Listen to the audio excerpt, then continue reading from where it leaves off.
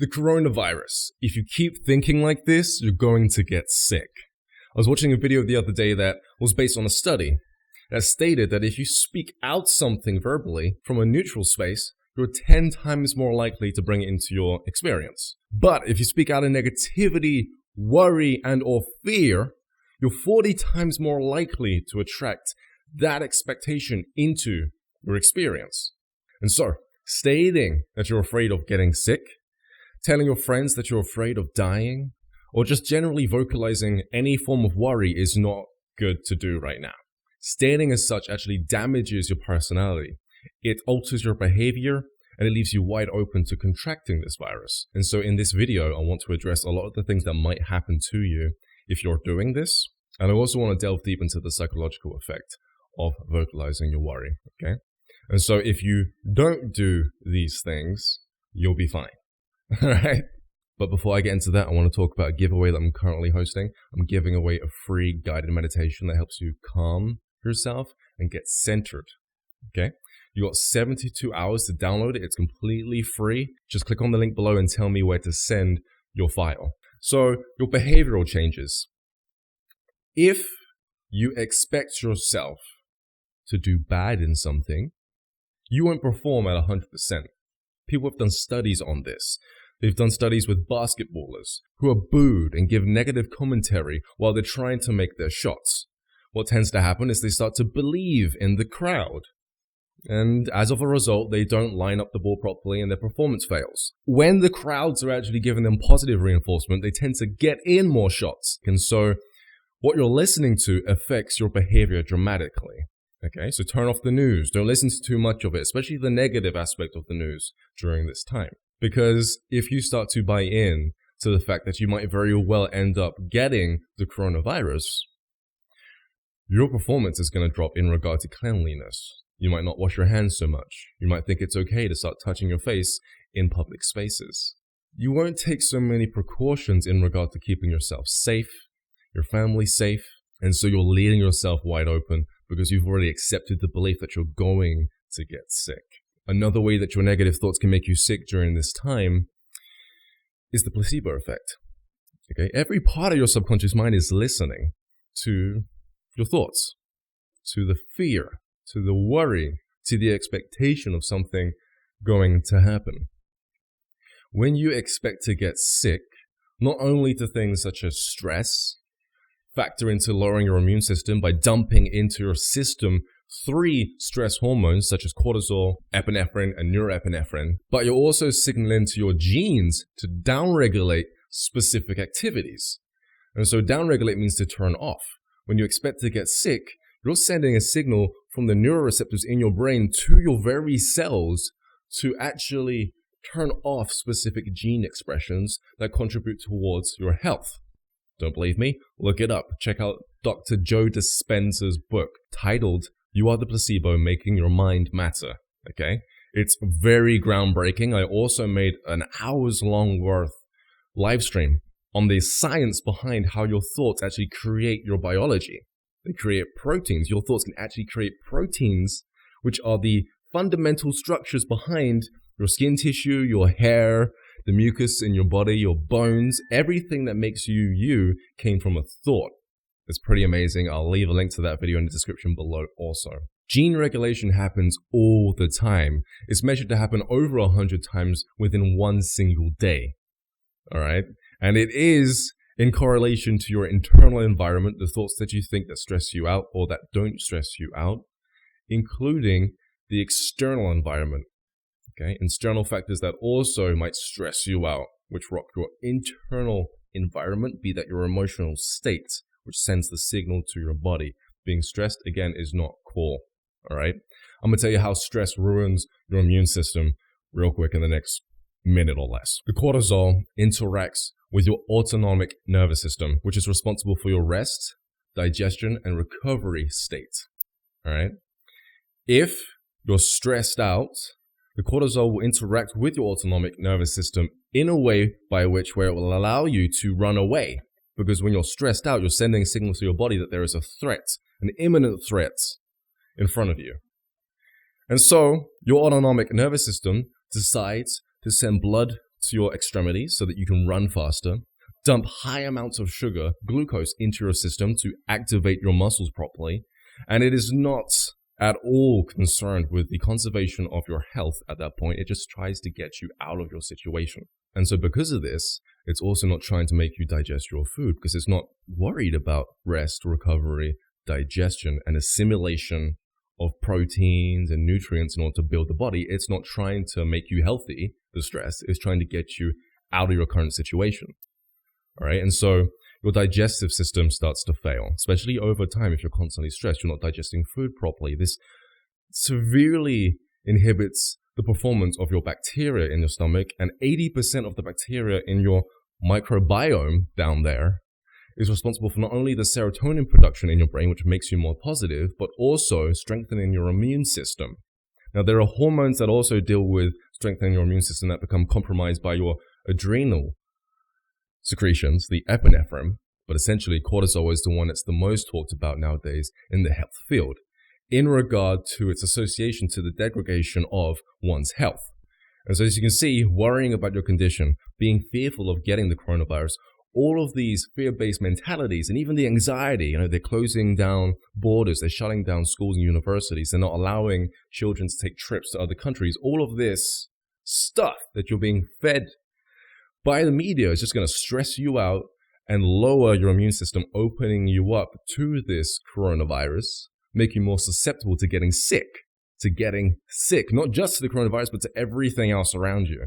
And so stressing out, me probably talking like this, really high energy, elevated, is not helping neither. Try not to stress out. Just take a minute, take a breath. The Ujjayi breath is actually very helpful. I used to do that before making a video, and it used to make me so calm I couldn't get any content out. And the way you do that is simple. You just simply constrict your throat a little bit and breathe in through your nose. Then breathe out, letting the air just fall out of your lungs, and it makes a nice ocean-like sound. Let's get into some more issues. Okay, so now from a calm space, let's get more into how thinking negatively, expecting the worst, can bring about a change in your reality, a negative change in regard to getting this contagion. I want to talk about the long-term effects of constantly worrying about this. The coronavirus has been marketed through the media since January, so it's been a little while. It's been about 3 months, and now it's hitting an all-high peak in regard to popularity. It's trending everywhere. And so 3 months of this is not good, because after 3 months of feeling a certain way, you start to develop a mood, not a problem.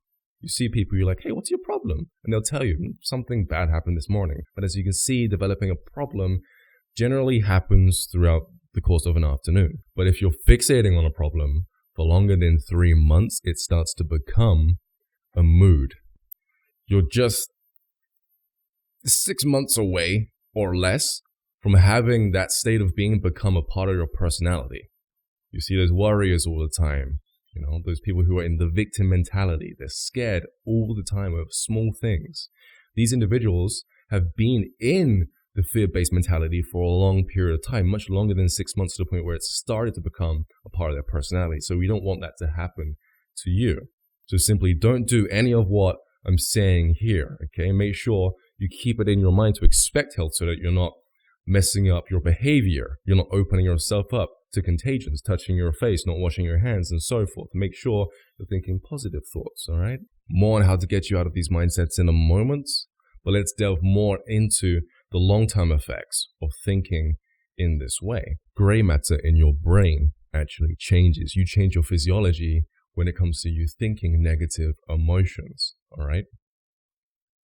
When you have a negative experience happen to you, it can be a traumatic experience such as a breakup, someone passing away, infidelity, so maybe someone cheats on you in a relationship, okay, or an argument with your mom, your dad, your brother, your sister, or simply a conflict in the street with a passerby.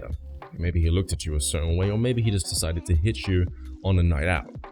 Each one of these instances have one thing in common, and that is an elevated emotion during the experience. When you experience intense emotions, that is like lightning hitting glass. What happens is the brain matter in your brain shifts because of the high emotional intensity that's firing off within your brain and within your body, and it actually solidifies a specific shape. Now, what it's solidifying is your train of thought that you had during the experience. And so if you were scared, if you were worried, if you wanted to hit someone, if you were freaking out psychologically, and the emotional intensity increased through the roof, completely shifting your brain matter, you are now stuck in that train of thought. You'll have a hard time not thinking about the trauma because you're now hardwired that way. The next day, you might not even wake up thinking about it, but throughout the day, all of a sudden you start thinking about that thing that happened that traumatized you so much. And sometimes you're not even thinking about it. Sometimes you're just sitting there and you'll have a panic attack. It's like the body response. It's just because you have been hardwired by the emotional experience to consistently think in that way. In regard to this pandemic, if you're afraid all the time and you're panicking all the time, you are hardwiring yourself to think those fear-based thoughts. And when you think those fear-based thoughts, you are consistently dumping those 3 hormones into your system, signaling to your body to get the heck out of here. The way out is simple. Just look at everything that I've said. I'm gonna tell you to do the opposite. I'm gonna tell you how to do the opposite, okay? Especially with this one. So if you lay there and you remember times where you've been healthy, right? Where you haven't been sick, you'll be thinking in a very healthy way. You won't be worried. You won't be thinking about getting out of the country. You'll be thinking everything's fine. I love being healthy. You'll be thinking in alignment to your state of being. Pleasant thoughts, because they come with the state of being or feeling healthy. You develop a healthy mentality, not a fear-based, detrimental mentality.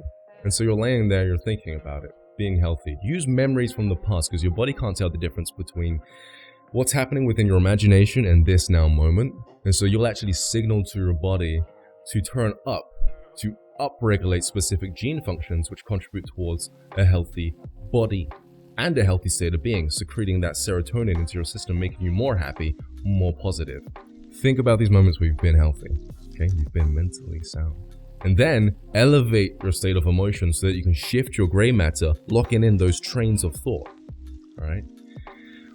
You can do this simply by being grateful, adding gratitude to the fact that you've been healthy whilst observing your memory. Gratitude is such a powerful frequency simply because of its ability to reach your cells. You see, different emotional states get to your cells at different speeds. The high vibratory emotions can get to your cells very easily, okay? Low vibratory emotions don't, because you block the neuroreceptors in your brain and throughout your body, which prevent your cells from communicating to each other. Okay, which also causes detrimental effects to your body. When you're thinking positive emotions, your stress level reduces, the connectivity between your cells can be fluid and smooth and gentle. And as of a result, you put your body into harmony, you become centered, you become balanced, and your body can start functioning properly. This always happens once you stop stressing out. The autonomic nervous system changes, it switches up gears and starts to conserve energy, so that it can help you digest food and create new cell matter, those proteins that create your hair, your skin, your teeth, and your bones, and you start to rejuvenate your system. This is why the emotion of gratitude is so heavily talked about in spiritual texts and during meditation. It's because of its ability to communicate to your cells whatever it is that you're mentally doing.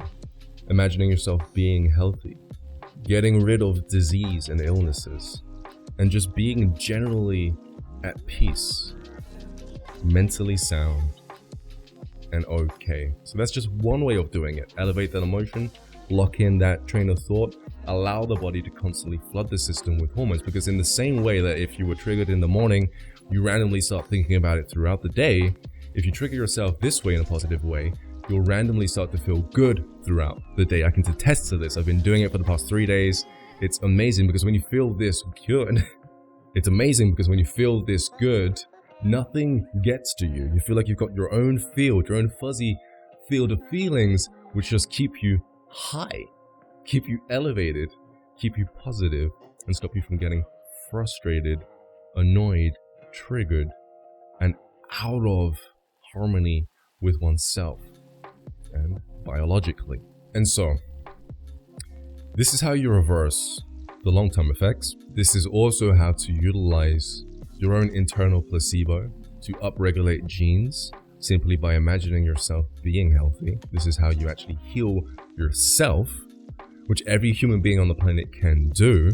Okay, this is literally what no one's talking about nowadays, especially the medical field, because they don't want you to be able to heal yourself like this with just your thoughts. There's no money in that at all. And last but not least, let's go right back to the beginning when it comes to your performance in regard to maintaining a general sense of cleanliness. Just expect yourself not to get sick, and you'll realize that you'll start to make better decisions, which lead to cleanliness and the safety of yourself and your family.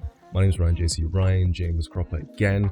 I have a free guided meditation that I'm actually giving out for the next 4 days. The link for that is actually in the description below. Just tell me where to send it by putting in your email, and subscribe to my YouTube channel, of course, for more videos like this.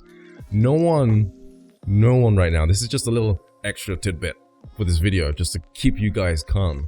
No one is talking about the 70,404 cases of recovered coronavirus patients.